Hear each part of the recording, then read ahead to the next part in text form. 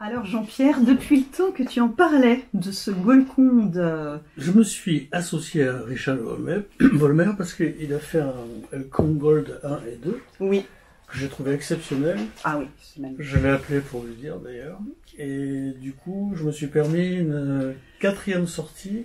Donc Golconde 3 avec 4 spectateurs et 4 sorties. Ouais. Et ça devient vraiment un tout très fort. Hein. Alors bien sûr, l'idéal c'est d'avoir 4 spectateurs, ce qui n'est pas le cas trop en ce moment.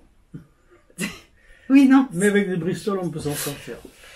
Tu vas jouer le rôle du spectateur, je te le fais Jean-Pierre? Ah, si tu veux, parce que je suis toujours aussi surpris de voir à quel point les cartes sont prises de façon libre. Oui. Vraiment libre. Alors, ça me met... Moi, celui-ci, déjà le Golconde de base, c'était un de mes préférés. Là, c'est vrai, 4 spectateurs, 4 prédictions, et ça commence à être pas mal quand même. Dans des conditions qui sont difficiles à comprendre en tout cas. On essaye? Allez. Alors, toi, tu as ton petit Bristol, ton petit feutre pour noter, parce que comme tu vas devoir mémoriser pour les 4 spectateurs... Ce qui est impossible pour moi. C'est peut-être difficile, donc c'est plus sûr, mais je garantis que je ne regarde pas, je cherche pas à piquer les cartes. À aucun moment, il n'y a aucun pic là-dedans, de trucs discrets, voilà. Bon, bah écoute, on y va. Alors, tu vas faire le premier spectateur et je te demande de couper un quart du jeu, un bon quart du jeu. Voilà, et de regarder la carte se trouvant dessous. Yes. Tu la regardes, tu la retiens, tu peux la noter dans ce cas-là. Donc là, c'est la carte du premier spectateur. Donc je ne regarde toujours pas, tu vas mélanger ce petit paquet pour la perdre. C'est exceptionnel. Ça y est. C'est mélangé, complètement. Bien mélangé. Tu le donnes au deuxième spectateur, qui peut remélanger s'il veut, peu importe, et qui va retenir la carte qui est arrivée sur le dessus du jeu maintenant.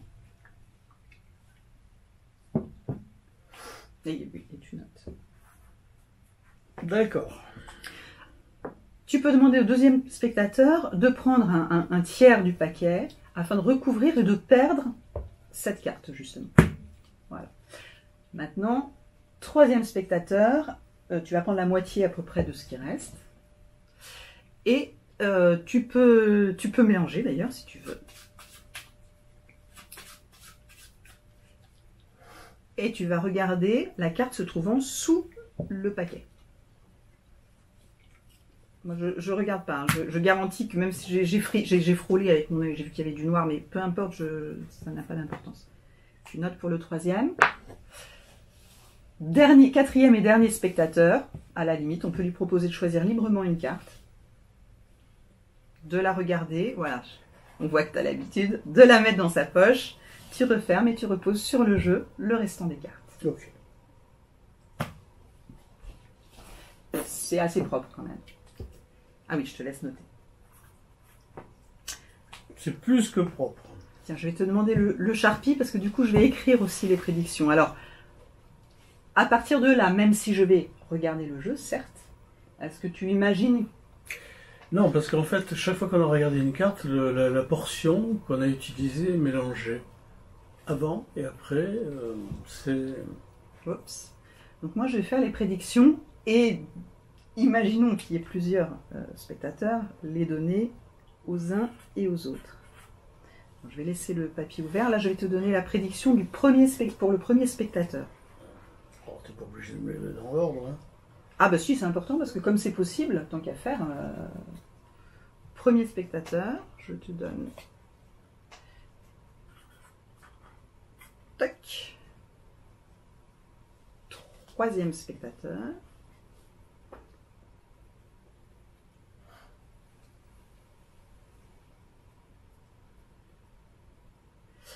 Ouais.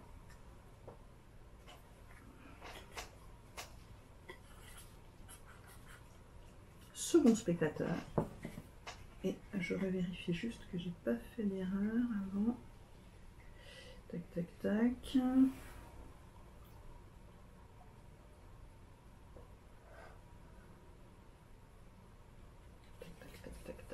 Normalement, si je ne fais pas de bêtises, ça c'est pour la poche. 4e spectateur. Alors c'est parti. Alors voilà, je demande au premier spectateur quel était le ton de sa carte. 8 de pique. Et, alors ce sera mieux, 8 de pique. Le deuxième spectateur. 8 de carreau. 8 de carreau. Le troisième spectateur. 3 de trèfle. 3 de trèfle. Et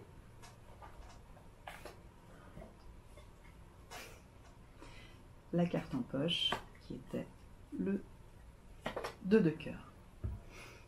Et ça marche tout seul.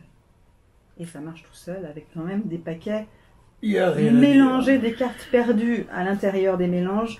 Moi je le trouve magnifique. Et j'aime bien cette sortie à 4. Oui, parce que la 4e peut être faite de façon mentaliste. Oui, mais après, au niveau présentation, surtout, effectivement, c'est vraiment un tour qui peut faire participer pas mal de monde. C'est pas si Oui. souvent. Oui. C'est pas si souvent. Voilà. Bravo. On se dit bravo tous les deux. Hein. Allez, à tout à l'heure pour l'explication, parce que j'espère que vous allez sauter dessus. Il est vraiment exceptionnel.